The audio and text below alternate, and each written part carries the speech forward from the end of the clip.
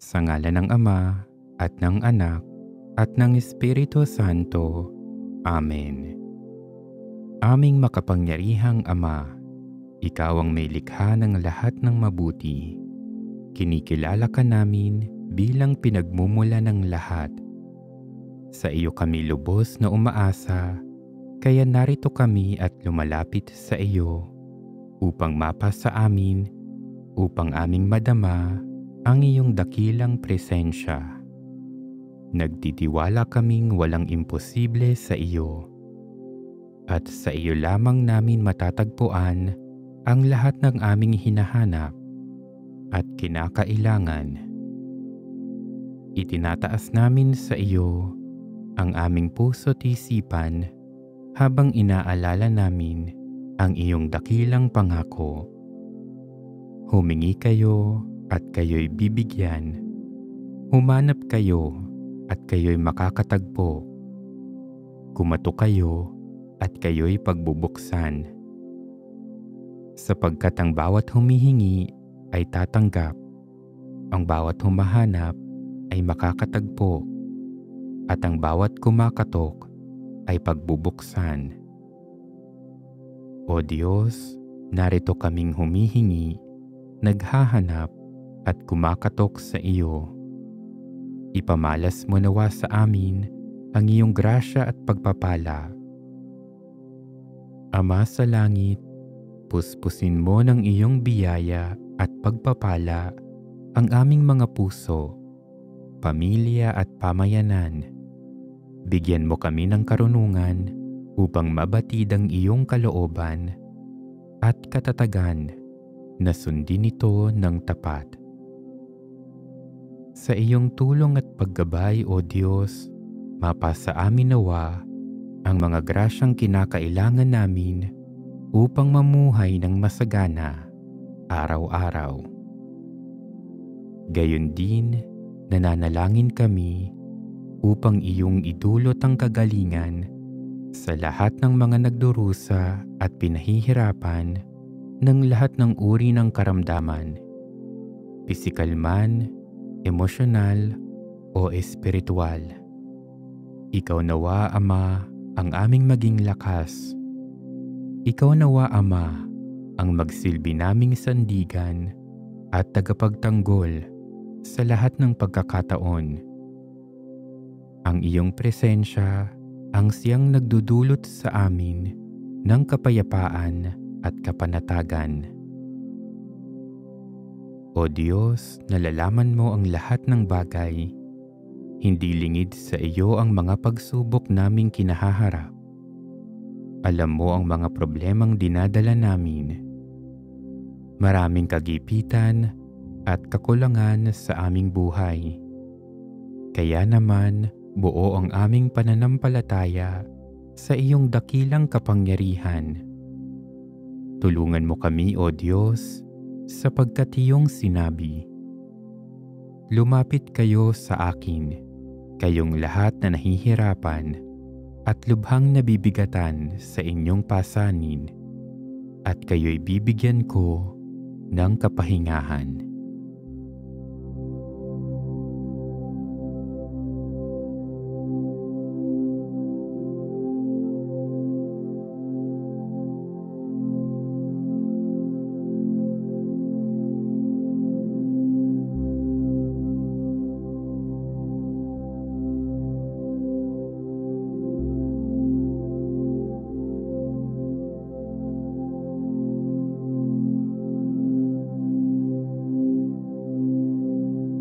Ama sa langit, ipinagkakatiwala namin ang aming mga kahilingan at pangangailangan sa iyong mapagmahal na pangangalaga. Nagtitiwala kaming diringgin mo ang aming mga panalangin. Naway ang aming buhay ay maging salamin ng iyong biyaya at maging instrumento nawa kami upang ipadama ang iyong pag-ibig sa aming kapwa. O Diyos makapangyarihan, bumuhos at dumaloy nawa ang iyong grasya at pagpapala sa aming buhay araw-araw. Hinihiling namin ang lahat ng ito sa pamamagitan ni Jesucristong aming Panginoon na nabubuhay at naghahari kasama mo at ng Espiritu Santo magpasawalang hanggan. Amen.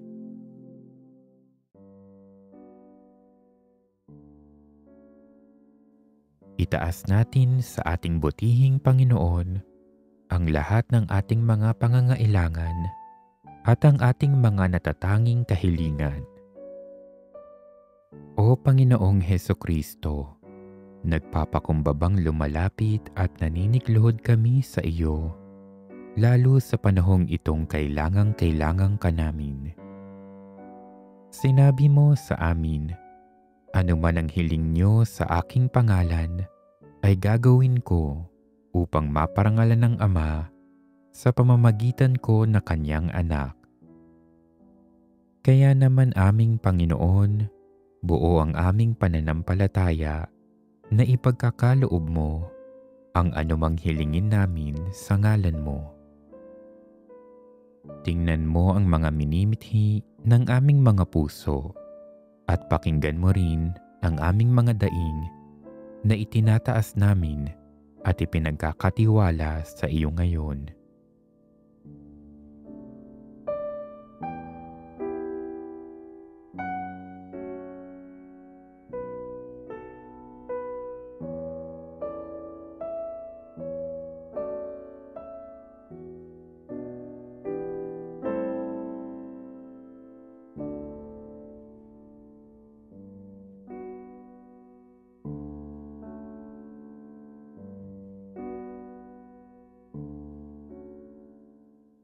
Ipahintulot mo nawang sa iyong kabutihan at dakilang awa, matanggap namin ang aming mga ipinagdarasal sa oras na ito. Katulad na lang ng sabihin mo na humingi kayo at kayo'y bibigyan. Humanap kayo at kayo'y makakatagpo. Kumatok kayo at kayo'y pagbubuksan. Marapatin mo nawang matanggap namin ang mga biyayang kinakailangan namin at ang mga natatanging kahilingang aming idinudulog sa iyo. Kalugdan mo nawa kami at dinggin kung nauukol sa kaluwalhatian ng Diyos at ikabubuti ng aming kaluluwa ang aming mga hinihinging biyaya. Sa aming pagtanggap nang nag-uumapaw na biyaya mula sa iyo, gawin mo kaming bukas palad nang makapagbahagi kami sa aming kapwa. Sa gayon, sa pamamagitan namin, madarama rin ng mga tao sa aming paligid ang iyong dakilang pagmamahal at pagpapala. Sa huli, biyayaan mo kami ng bukas na puso at pag-iisip upang tanggapin ang iyong banal na kalooban. Panghawakan at maisapuso nawa ang iyong mga salita, o aming Panginoon, tulad ng iyong sinabi. Alam ko kung paano ko tutuparin ang mga plano ko para sa kabutihan niyo at hindi sa kasamaan niyo, at plano para bigyan kayo ng pag-asa na magkaroon kayo ng mabuting kinabukasan. O Panginoon, Ikaw ang aming Diyos at tagapagligtas. Manatili ka sa aming piling at pakinggan mo ang mithiin ng iyong mga minamahal na nagpapakumbabang lumalapit sa iyo.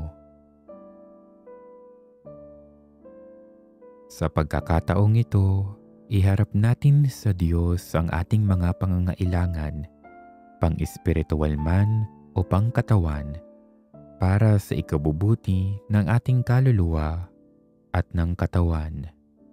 Itaas natin ang lahat ng ating mga kailangan para sa ating sarili, para sa kapwa, at para sa ating pamayanan. O Diyos ko, pinasasalamatan kita sa lahat ng biyayang ipinagkaloob mo sa akin at pati na rin sa aking mga mahal sa buhay. Dahil sa iyong kabutihan at nag-uumapaw na pag-ibig para sa akin. Narito ako't lumalapit sa iyo upang hingin ang mga biyaya at pagpapala na kinakailangan ko. Nananalangin ako ngayon ng may buong paggalang, pagpupuri at pananampalataya. Sa iyong awa at habag, dinggin mo nawa ang aking mga panalangin.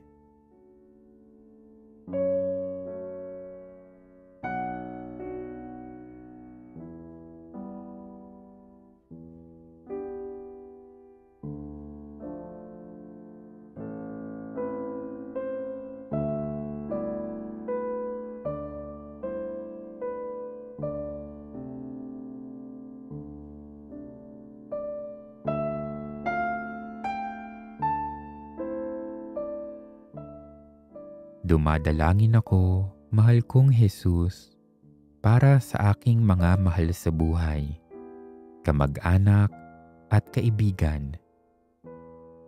Sa mga nagdarasal para sa akin at gayon din sa mga humihiling ng aking panalangin.